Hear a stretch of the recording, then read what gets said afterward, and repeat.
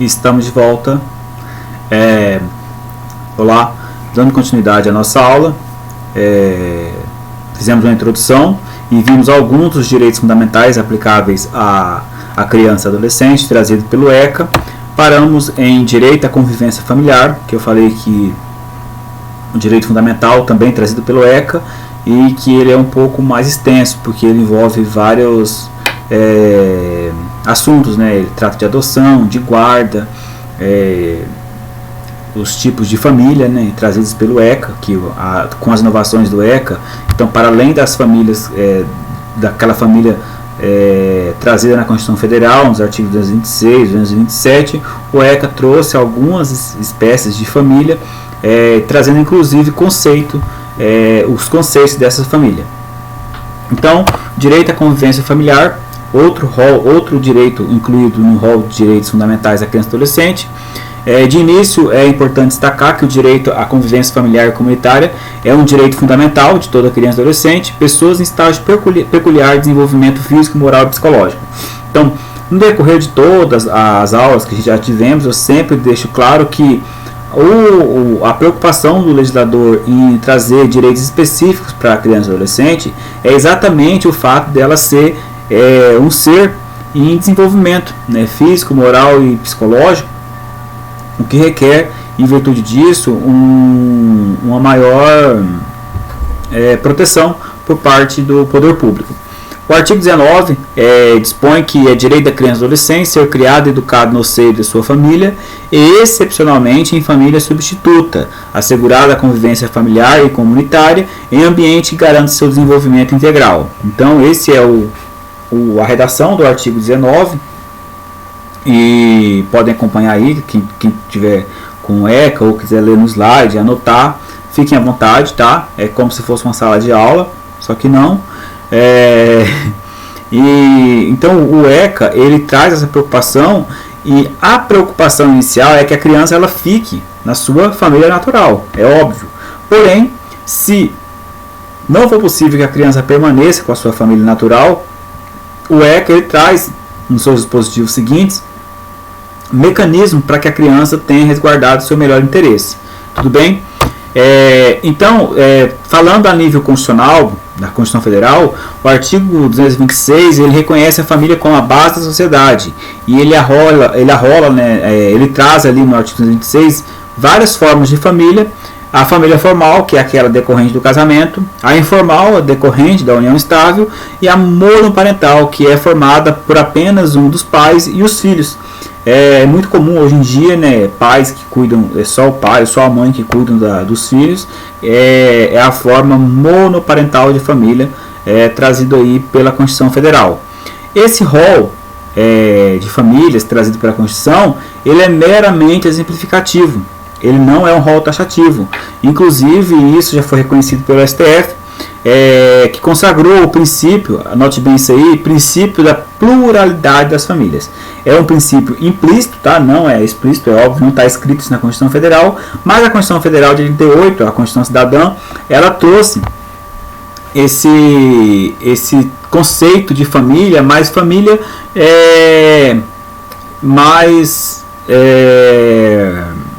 extenso, um rol mais extenso de família.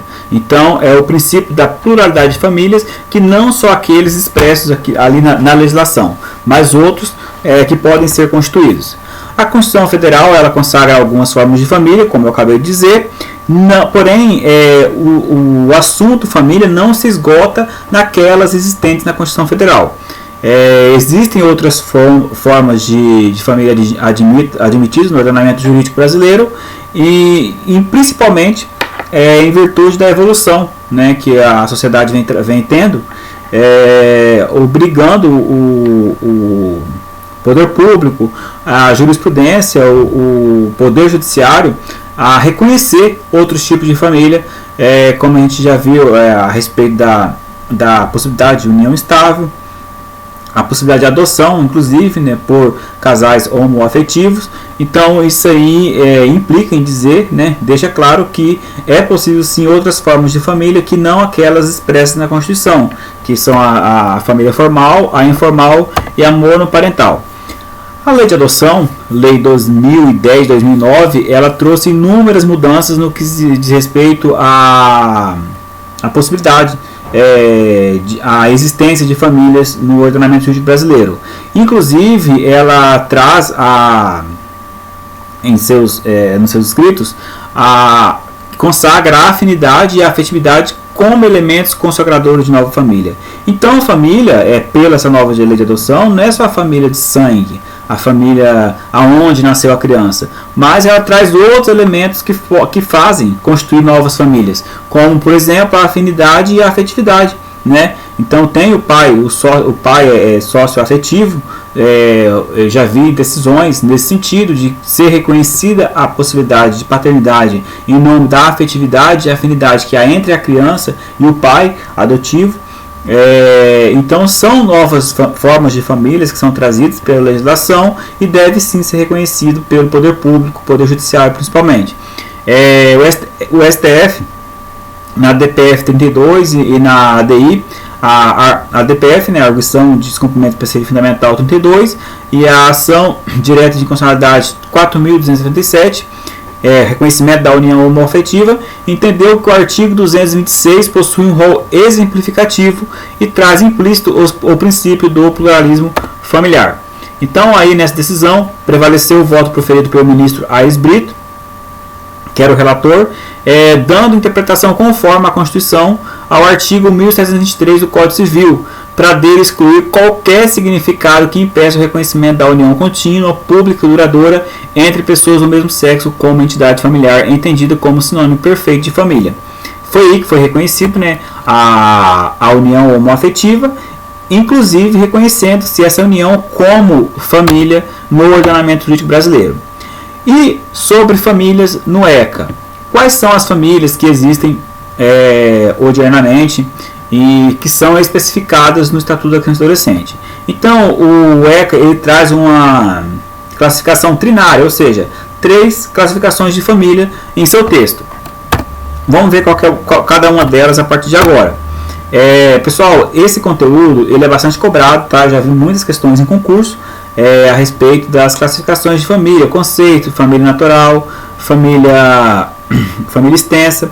Então, assim, é bom ver não só a legislação, mas procurar na doutrina a conceituação dessa doutrina, dessa família por extensão, para ficar bem por dentro do assunto e não cair ou errar em questões que às vezes, a maioria das vezes é mera leitura de lei, transcrição da lei que eles colocam nas questões.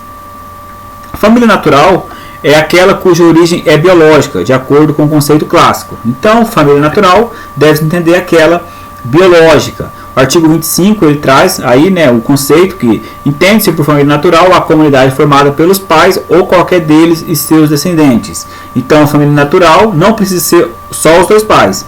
Pode ser os 2 pais ou qualquer deles e seus descendentes. Ou qualquer deles, certo? Então, se é só o pai e os filhos, é considerado família natural, só a mãe e os filhos, família natural, pai, mãe e filhos, família natural. Tem essa ênfase aí no conceito biológico de família, tá? Modernamente, sustenta-se que é possível a existência de família natural sem origem biológica. Então, entendem que a família, a doutrina moderna, a família natural seria a família definitiva da criança, fundada em um vínculo de filiação biológico ou civil. Nesse sentido, se for levada a efeito essa conceituação, a criança que é adotada, possui vínculo civil apenas, né, com seus pais, ela é considerada família natural. Então, assim, até o momento em que a criança está em processo de adoção, ela ainda não é considerada família natural. Mas a partir do momento em que ela foi incluída em uma família por meio de vínculo civil, qual seja a adoção, ela passa aí sim a ser reconhecida como família natural, certo? Complementando o que eu havia dito, em regra, a família denominada família adotiva só existirá durante o procedimento da adoção. Concluída a adoção, teremos a família natural por adoção. Então, Eu acho que não sei se em questões objetivas vocês podem se cobrar isso, mas se for discursiva, pode sim falar que hoje em dia o entendimento da família, da doutrina moderna, é no sentido de que a família natural não é só aquela biológica, mas hoje fala-se no conceito de família natural por adoção. Tá? Então, enquanto há tramitação do processo de adoção, aí sim há uma família que não seja a natural. Porém, concluída a adoção, tem-se a família natural por adoção. Tudo bem? E a família extensa ou ampliada, que é um outro tipo de família trazida no ECA. Ela foi incluída pela Lei de Adoção, Lei 12.010 de 2009, é aquela que vai além da unidade pais e filhos ou unidade do casal, englobando parentes com os quais a criança e o adolescente convivem e mantêm vínculos de afinidade, eudemonismo e afetividade, que é socioafetividade. Então, essa família extensa ou ampliada, ela amplia, né, o nome já é óbvio, ela estende o conceito de família para além daquele núcleo familiar que é só pai, mãe e filho. Então, entende-se por família extensa ou ampliada parentes, né, que convivem com a criança e mantêm vínculo de afinidade. Então, não adianta dizer que aquela tia lá do Espírito Santo, que nem conhece a criança, pode ser considerado como família extensa ou ampliada se não mantém o vínculo com essa criança, tá? Parágrafo único do artigo 25 conceitua, né, a família extensa ou ampliada. Entende-se por família extensa ou ampliada aquela que se estende para além da unidade pais e filhos ou da unidade casal, formada por parentes próximos com os quais a criança ou adolescente convive e mantém vínculo de afinidade e afetividade, certo? Então, o avô, o tio, que mantém esse vínculo de proximidade com a criança, é considerado também família por extensão, de acordo com o ECA. A família por extensão, a família extensa ou ampliada, ela tem um papel fundamental no direito à convivência familiar e comunitária, tendo em vista que se a criança ou adolescente precisar ser afastada da sua família natural, a prioridade é que sejam mantidos com os parentes que mantêm afinidade e afetividade e que não se tratam de qualquer parente. Então, assim, a importância dessa família extensa ou ampliada é o quê? Se houver necessidade do afastamento da criança ou do adolescente dos seus pais, o vínculo que se buscará formar, ou o primeiro núcleo em que buscará colocar essa criança, vai ser na família extensa ou ampliada, certo? Então, buscar um parente próximo que tenha convivência com a criança, porque para que ela não sinta, né, além do que ela já está sentindo, o baque, né, a dificuldade de conviver com pessoas que não sejam do seu rol ali de convivência. Por fim, a família substituta, que seria uma terceira espécie de família trazida pelo ECA, é aquela que tem lugar toda vez que não houver exercício do poder familiar ou toda vez em que há exercício de forma deficiente. Então, assim, quando não houver poder familiar, seja poder familiar natural ou ampliado por extensão, há que se falar, portanto, em família substituta. Nesse caso aqui, haveria a guarda, a tutela e a adoção, que são as três modalidades de família substituta trazidas pelo ECA, certo? Então, se há necessidade de colocar a criança para adoção, se há necessidade de colocar sob tutela ou guarda essa criança, fala-se, portanto, em família substituta, tudo bem? Em regra, a criança e adolescente deve ser mantido junto à família natural. Como eu disse antes, o poder público, o poder judiciário, que é quem está à frente, né, desses procedimentos, ele deve buscar fazer com que a criança permaneça com a sua família natural. Se não for possível, busca-se o melhor interesse da criança, inserindo-a na família que melhor atender aos seus interesses. Família ou buscando a família substituta por meio da tutela, adoção e guarda. Tudo bem? Há casos excepcionais, como maus tratos, falta de alimentação, em que será necessário o afastamento temporário da criança e do adolescente de sua família natural. A gente vê muito isso, é comum, né, em que as crianças elas têm os seus direitos aí ofendidos, fazendo-se necessário o afastamento da família natural. O afastamento, em um primeiro momento, ele deve ser temporário, a fim de que a situação seja resolvida. Então, o Conselho Tutelar tomou conhecimento de que a criança está sofrendo ali agressões físicas, psicológicas, ele vai buscar o afastamento temporário da criança, do adolescente, e até que a situação seja resolvida. Então o juiz ele não pode determinar a retirada da família e já colocar para adoção, porque essa providência imediata ela é temporária, certo? Após o afastamento da criança ou adolescente, deverão ser encaminhados para que grupo de pessoas, quem deve ser encaminhado, assim, tem uma sequência lógica a ser seguida para que essa criança seja inserida em uma nova família ou um novo contexto familiar.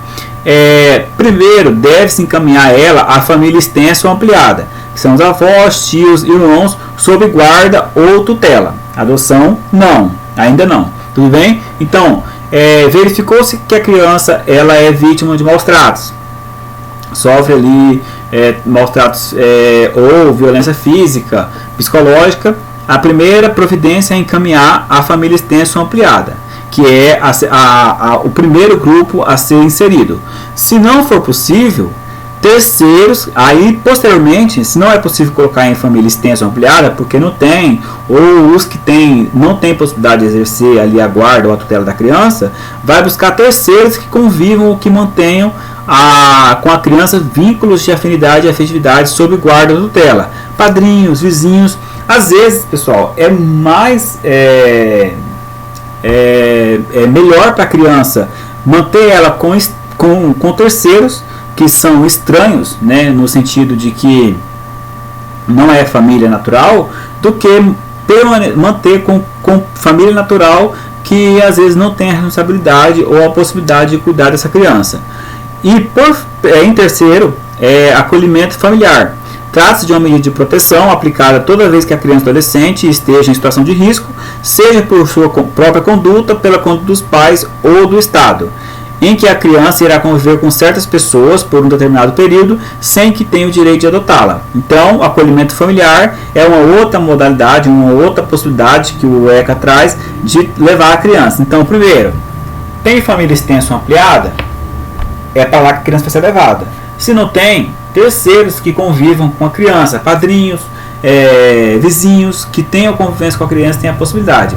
Essas duas possibilidades foram descartadas, aí busca-se o acolhimento familiar, que são famílias que vão cuidar da criança por um período, mas ainda não terão possibilidade de adotá-la.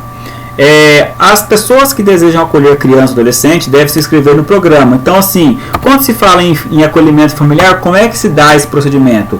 Qualquer família? Não. Elas devem se inscrever no programa a fim de que sejam orientadas e preparadas para receber essa criança, né? O acolhimento familiar é uma medida provisória justificada apenas nos casos de afastamento temporário, até que seja feita a reintegração familiar. Então, é colocada essa criança em uma família, um acolhimento familiar, até que seja restituída a situação regularizada, tudo bem? E por quarto, né, e por fim, é o acolhimento institucional. Tem as casas de acolhimento, né, trata-se de entidades que recebem criança ou adolescente afastado do convívio familiar. Então, são instituições já destinadas a esse fim, que é acolher crianças que não têm ali a possibilidade de ser colocada em uma família substituta por hora. Tá? Então essa é a última alternativa e não se confunde com instituições destinadas ao cumprimento de medida socioeducativa, que é o CRAS, né, por exemplo.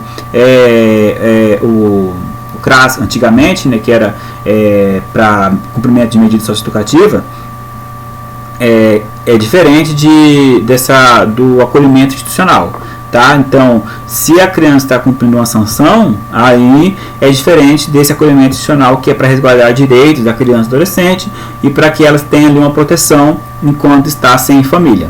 Bem, continuando, uma vez acolhida essa criança, a cada 3 meses, até o período máximo de 18 meses, salvo necessidade que atenda o superior interesse da criança e do adolescente, deve ser realizada reavaliações periódicas sobre a situação de afastamento da família natural. Então, assim, o que é comum a gente ver? Geralmente as crianças são colocadas na casa de acolhimento e esquece. Então, assim, ficam 3, 4 anos. Porém, o que o ECA preconiza é o seguinte, que a cada 3 meses até o período máximo de 1 ano e meio, que são 18 meses, deve ser realizada reavaliação periódica sobre a situação do afastamento da família natural. É possível reinserir essa criança na sua família natural? Estão buscando outras formas de colocar ela em uma família substituta, ampliada ou família extensa? Então não é só colocar a criança. Então o poder público tem que, durante o período de 1 ano e meio, a cada 10 meses, reavaliar a situação dessa criança. Então, assim, por exemplo, se o afastamento temporário se deu devido ao uso de droga pelos pais, os quais devem ser encaminhados a programa de recuperação. Após 6 meses será feita uma reavaliação, a fim de verificar se o programa de recuperação está dando certo, bem como se é possível a reinserção na família natural ou seguir outro caminho. Então, se os pais estão fazendo ali o tratamento adequado, tem possibilidade de receber essa criança de volta, nada impede que essa criança seja destinada ali à família natural, certo? Então é por isso que o poder público não deve esquecer a criança ali, ela tem que fazer essa reavaliação temporariamente. Após o prazo de 18 meses, tem-se a definição a qual poderá ensejar na ordem abaixo. Então, assim, passou os 18 meses, verificou uma das condições abaixo, que a criança pode voltar, o poder público tem que tomar providência nesse sentido. Então, assim, ultrapassado os 18 meses, tem-se a definição a qual poderá ensejar. Primeiro, a reinserção à família natural. É possível que essa criança seja reinserida ali na sua família natural? Desde que esteja comprovado, né, o restabelecimento da rigidez do lar, ou seja, a possibilidade de receber essa criança, então é a primeira alternativa que o poder público deve adotar. A permanência junto à família extensa ou ampliada. Melhor opção, eis que se trata de parentes com quem a criança ou adolescente convive e possui a afetividade e afinidade. Então, observe bem essa sequência que deve ser atendida pelo poder público quando da reinserção da criança ali no contexto familiar. Então, primeiro, a família natural, óbvio. Segundo, permanência junto à família extensa ou ampliada, que é quem mantém vínculos com a criança, que permanece com a criança ali por mais tempo e que a criança terá uma maior adaptação. Essa permanência junto à criança, da criança e o adolescente junto à família extensa ou ampliada, ela pode se dar por meio de guarda, tutela ou adoção. Não há impedimento, né, para que a família adote a criança, e desde que não haja impedimento, tá? Então, assim, pode ser que não há possibilidade de adoção, porque a assistência social verifica que aquela família não tem condições de adotar uma criança. Então, o perfil psicossocial da família não permite a adoção. Então, assim, não pode haver impedimento e para que essa criança ela seja, ela permaneça naquela família.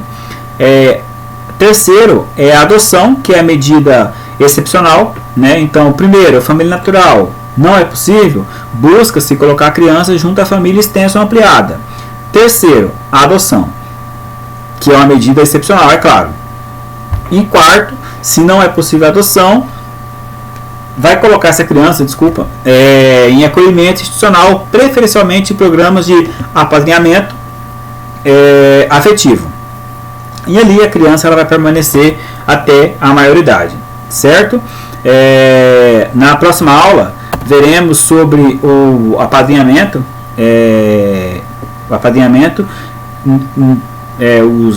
os aspectos que envolvem, né, que foi inovação legislativa trazida também, e continuaremos vendo sobre esse direito fundamental no que se refere à convivência familiar da criança e adolescente. Tudo bem? Até a próxima, obrigado.